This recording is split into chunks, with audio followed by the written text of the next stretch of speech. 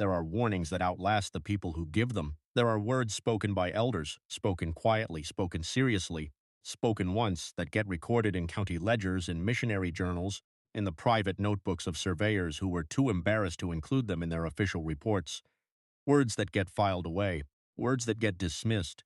And then sometimes decades later, when the land gives up what it has been holding, those words come back, and every person who ever laughed at them goes very quiet. This is one of those stories. The year is 1887. The location is Hocking County, Ohio, deep hill country in the southeastern part of the state, where the land crumples into gorges and sandstone cliffs and forests so dense that a grown man could vanish 40 feet from a trail and never be found. Not Appalachian in name, but Appalachian in everything that matters: the isolation, the silence, the particular quality of darkness that settles into the hollows after sundown and does not lift until well past dawn. The Shawnee had a name for a specific stretch of that forest, the name recorded phonetically by a Methodist missionary named Elias Crow in his 1841 field journal. A document now held in the Ohio History Connection archives in Columbus translates most closely as the place where the watching never stops. Crow wrote that he had asked the elder who told him about it whether the watching came from animals or from people. The elder, a man Crow described as somewhere past 70 years old with eyes the pale gray of creek water after a storm, looked at him for a long moment. Then he said, "Neither." Crow did not go into the forest. The settlers who arrived 40 years later did. Before we go any further, drop your location in the comments. Tell me where you're watching this from, because by the time this is over, you are going to want to know that you are somewhere well outside southeastern Ohio. Hocking County in 1887 was not the empty place it sounds like. There were farms, there were small timber operations, there were communities, scattered, yes, but real. A family might live 3 miles from their nearest neighbor, but they knew that neighbor by name, by face, by the sound of their wagon on the road. The county seat of Logan was a functioning town.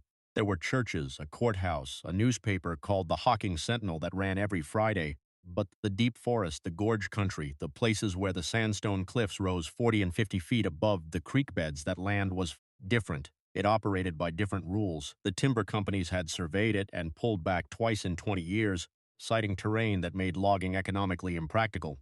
What the company records do not explain, but what the foreman's private correspondence does, a series of letters discovered in an estate sale in Nelsonville in 1941 and donated to the Hocking County Historical Society, is that the survey crews kept refusing to go back, not because of the terrain, because of what they said they heard. The summer of 1887 had been dry, the creeks were low, the air smelled of dust and scorched bark, and the forest floor had gone the pale brown of old paper. A family named Alderman, father, mother, 3 children between the ages of 6 and 14, had settled the previous spring on a parcel of land at the edge of the gorge country, 40 acres.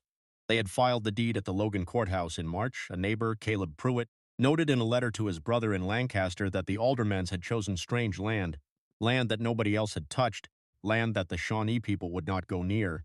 He did not seem to think this was a reason to worry. He noted it the way a man notes weather, as a fact, not a warning. Father Ezra Alderman was 38 years old, a lean, angular build, the kind of lean that comes from genuine scarcity, not preference. His hands were calloused across the palms from years of carpentry work in Chillicothe before he decided to farm. 2 fingers on his left hand had healed crooked from a break he had set himself. By every account, and there are several, including a brief profile in the Hocking Sentinel from April of that year, he was a serious man, not unfriendly, not cruel, simply serious. A man who said what he meant and did not waste words. His wife, Clara, was 32. Their oldest child, a boy named Henry, was 14 and described by a schoolteacher in a deposition filed with the county recorder in October 1887 as bright, industrious, and entirely normal in every way. The first 4 months, nothing seemed wrong. Ezra Alderman made 2 trips to Logan for supplies. He was reported both times to be in good spirits. He told the clerk at Harkness and Webb General Store that the land was harder than he expected, but that the soil along the creek bed was rich enough to make it worth staying.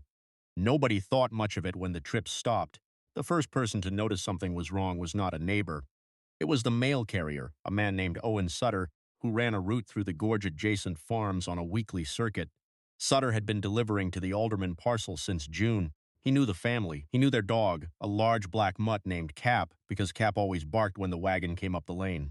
On September 9th, 1887, Sutter arrived at the Alderman property and Cap did not bark. He wrote about this later in a statement given to Hocking County Sheriff Roland Meacham on September 28, 1887, a document still held in the Ohio History Connection's county records collection. Sutter wrote that he had called out from the lane, receiving no answer. He had gone to the door of the cabin and knocked, no answer. The door was unlocked. He opened it. Inside, the table was set for a meal, 3 plates, food still on them, dried out and stiff, but recognizable as a meal that had been served and left uneaten. The fire had gone cold. The lamp on the windowsill had burned down to nothing. The aldermans were gone. Sutter drove back to Logan and reported it. Sheriff Meacham noted it as a possible abandonment. Families left their claims without notice sometimes. It was not unusual. He sent a deputy out to look.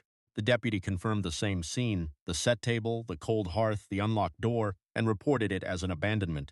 The claim was listed as vacated. Nobody thought too much about it. Not then. A surveyor's team entered the gorge country on October 3, 1887. 4 men contracted by a Columbus land company called Hartwell and Sons to assess timber value in the southern section of Hocking County. Their names were Josiah Fleet, Marcus Greer, a man known in the records only by his last name, Bauer, and their team leader, a civil engineer named Peter Callahan, who had done survey work in West Virginia, Kentucky, and rural Pennsylvania for 15 years. Callahan was 51 years old, broad across the shoulders in the way of men who spent their careers carrying equipment over rough terrain. He had documented mining disasters. He had surveyed the aftermath of a flood that killed 34 people in a small Kentucky mining settlement in 878. He was not a man who frightened easily. According to the field report he submitted to Hartwell and Sons on October 19th, a report that covers terrain grades, timber density, and creek navigation, the survey was completed without incident. That is the official record. What is not in the official record exists in Callahan's personal field notebook, which his daughter donated to the Ohio History Connection in 1934, 47 years after the survey.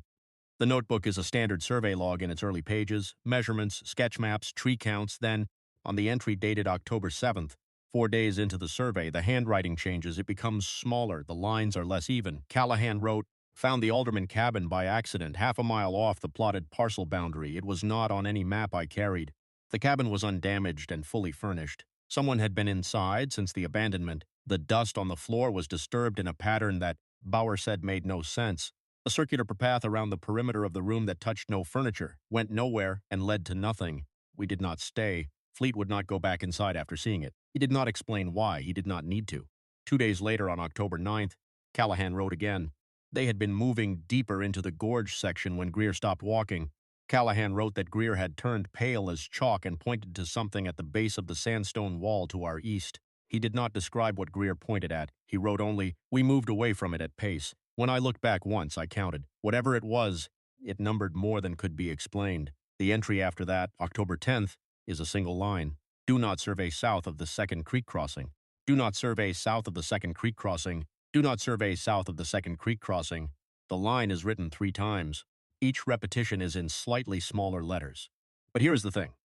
What came to light the following spring would not just reopen the Alderman case. It would connect 3 other disappearances, 2 of them predating Ezra Alderman's arrival in Hocking County by more than a decade, in a way that made the county recorder, in a letter to the Ohio Board of Public Works dated June 1888, describe the entire gorge country as land that should, in my considered opinion, be removed from all future settlement plats, for reasons I am not prepared to enumerate in an official document.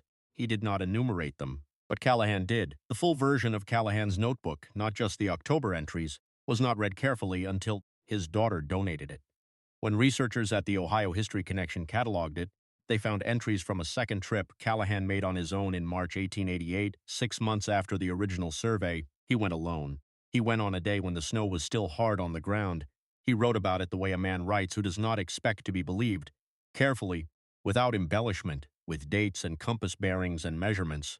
He had found the place the Shawnee called the place where the watching never stops. The air changed before he reached it, he wrote. Not colder, something else. A pressure, he called it. Like the sensation before a lightning strike, but sustained, continuous, without release.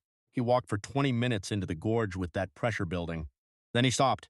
At the base of the sandstone wall, in a natural alcove worn into the rock face, someone had constructed something. Callahan was a trained engineer. He was precise in describing structures. He wrote that it was not a shelter, not a storage area, not anything he had a name for. It was a framework, he wrote, of branches and what appeared to be bone. Animal bone, he was careful to say, arranged in a specific geometry he tried to sketch but could not render accurately.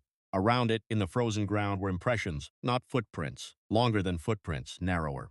Without the correct number of divisions at the forward end, he wrote, Whatever made these impressions is not something I was taught to name at school or in the field. The Shawnee Elder, whose warning was recorded by Crow in 1841, used a word that Crow declined to translate because Crow wrote it had no equivalent in English. I understand now why he left it untranslated. He then wrote the coordinates for the location in the margin of the page and drew a single line through them.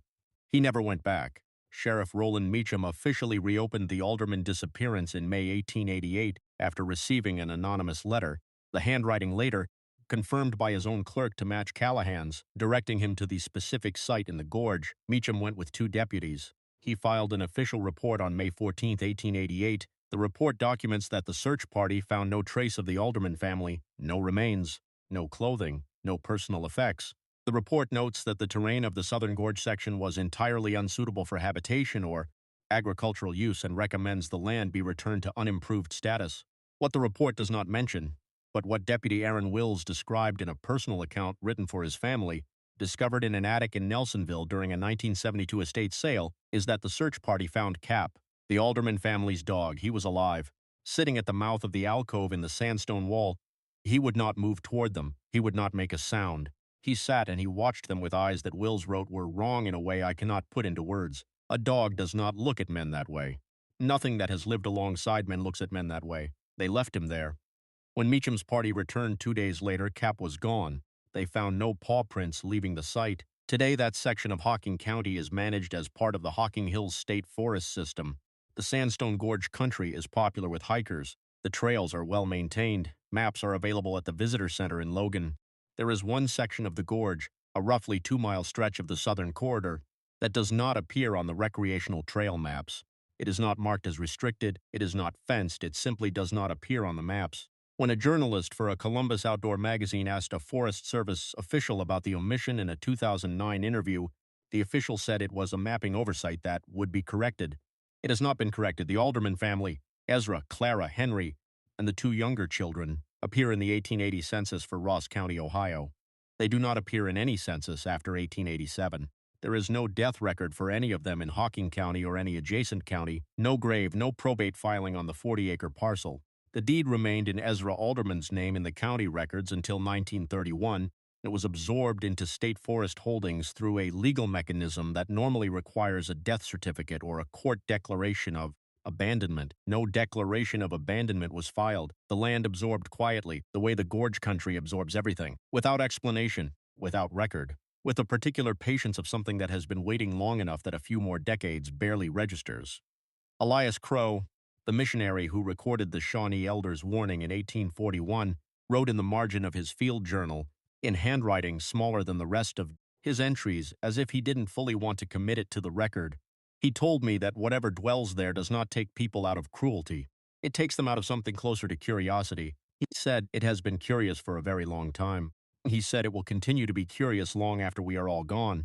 I asked him if there was any way to satisfy the curiosity without being taken. He looked at me with those pale gray eyes and said, only by never going in the first place. Crow did not go in. The aldermans did. Here is the question I cannot stop thinking about.